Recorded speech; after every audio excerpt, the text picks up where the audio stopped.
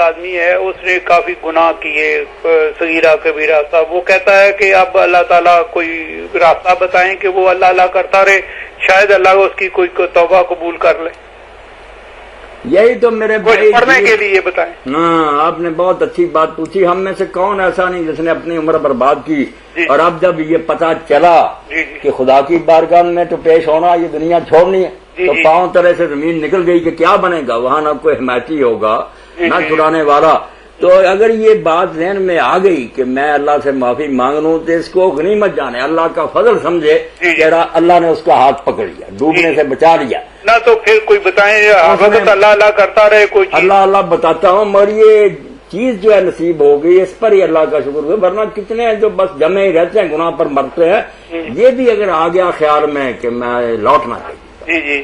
جب ایک بوڑھا رسول کریم علیہ السلام کی خدمت میں آیا اور اس نے کہا کہ اللہ کے رسول، کفر کے زمانے کے میں گناہ جو کیے، کہنے لگا کوئی چھوٹا موٹا گناہ ایسا نہیں دنیا میں جو میں نے نہیں کیا۔ اب بال ہو گئے سفید، آپ آئے اللہ کے رسول بن کر، آپ کی باتیں سن کر میں گیا ہوں کہاں، اب اللہ مجھے معاف کرے گا؟ تو رسول کریم علیہ السلام نے فرمایا کیا تو اس کی گواہی دیتا کہ اللہ کا کوئی شریک نہیں اور میں اس کا رسول ہوں؟ اس نے کہا ہاں یہ تو میں نے کلمہ پڑھ لیا۔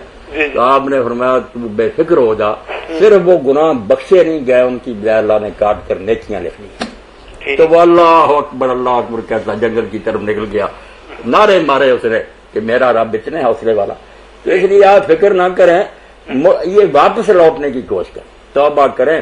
اس کے لیے یہی ہے کہ اللہ کے رسول علیہ السلام پاک ہوتے ہوئے بھی 70 مرتبہ 100 مرتبہ استغفر اللہ کہتے رہتے۔ ہم کون؟ ہمیں تو چاہیے دہراتے ہی رہے، استغفار کرتے رہیں، معافیاں مانگتے رہیں، اور ساتھ یہی کہتے رہیں کہ اللہ ہم اب جتنا جی چاہے زور لگائیں، جو کمی ہوگی پوری نہیں ہو سکتی، تیرا فضل اور کرم ہی ہاتھ پکڑے گا۔ اس سلسلہ میں جو بات حضرت مولانا اشرف علی تھانوی رحمۃ اللہ نے بیان فرمائی نا، جو نمازیں بھی پہلے سے پڑھ رہے ہیں، روزے، سب کو سوچنا چاہیے کیا ہے ہمارے عمل۔ یہ گناہ گاروں کی بات تو اگر یہ جو سمجھتے ہیں ہمارے پاس بڑیاں نیکیاں، وہ کہتے ہیں کہ ایک آدمی کے پاس کوئی شخص مہمان ٹھہرا، تو اللہ کے ولی تھے، نیک آدمی تھے جن کے پاس ٹھہرا، رات کے وقت تہجد پڑھتے تھے، کئی دن یہ ٹھہرا، تو رات کے وقت یہ دیکھتا ہے کہ جب وہ نفل پڑھتا ہے تو صبح ہونے کے قریب آواز آتی ہے کہ قبول نہیں، جو کچھ تو نے کیا قبول نہیں ہے۔ 2-3 دن کے بعد اس نے کہا کہ حضرت میں روزانہ یہ آواز سنتا ہوں۔ انہوں نے رو کر فرمایا بیٹا 40 سال ہو گئے، 40 سال ہو گئے یہ آواز آتی۔ تو اس نے کہا پھر چھوڑ کیوں نہیں دیتے؟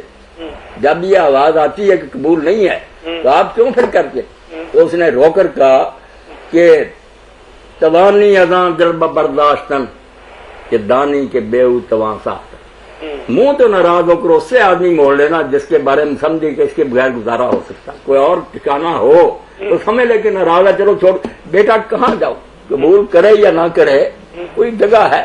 تو پھر آواز غیب سے آئی قبول است گھر سے ہنر نیست کہ جز ماں بنا پناہ دگر نیست، تیری بات قبول ہو گئی کیونکہ تو نے یہ سمجھ لیا کہ میرے سوا تیرا کوئی ٹھکانا نہیں، اب میں نہیں تجھے دھتکاروں۔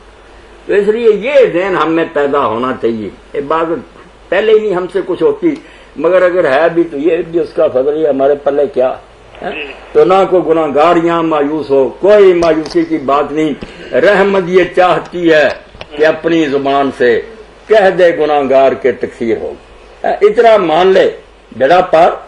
جو مانتے نہیں جمے رہتے ہیں یاشیوں میں، یہ بدقسمت ہیں، ورنہ کسی موقع پر آدم علیہ السلام کے بارے میں ائمہ طاہرین نے یہ روایت بیان فرمائی اہل بیت نے کہ آدم علیہ السلام سے جب وہ لغزش ہو گئی اور اللہ نے معاف کر دیا، آدم علیہ السلام نے کہا اللہ میں بھی غلطی کرتا ہوں، میری اولاد بھی کرے گی تو کیا ہوگا پھر؟ تو اللہ نے کہا تو بے فکر ہو جا، میں اگر تم غلطیاں کرتے رہو گے تو میں معاف کرتا رہوں گا، معافی مانگتے رہنا جیسے تم نے اب، تو پھر معاملہ درست رہے گا۔ انہوں نے کہا کب تک؟ فرمایا جب تک جان گلے میں نہیں آتی اس وقت تک بھی تم معافی مانگ لو گے، میں سارے دفتر پر لکیر پھیر دوں۔ اس کے بعد بھی کوئی بدنصیب نہیں فائدہ اٹھاتا، پھر کیا کیا جائے؟ اللہ تعالیٰ کی رحمت نے تو چارہ کیا تھا کہ اس کو بخش دے، وہ نہیں چاہتا بخش۔ تو آپ بے فکر ہو جائیں، گناہ کی کوئی پرواہ نہ کریں، ہمارے گناہ جو ہے نا اللہ کی رحمت کے سمندر میں کچھ بھی نہیں ہے۔ मेहरबानी जी, मेहरबानी, बहुत बहुत शुक्रिया। अल्लाह फजल फरमाए।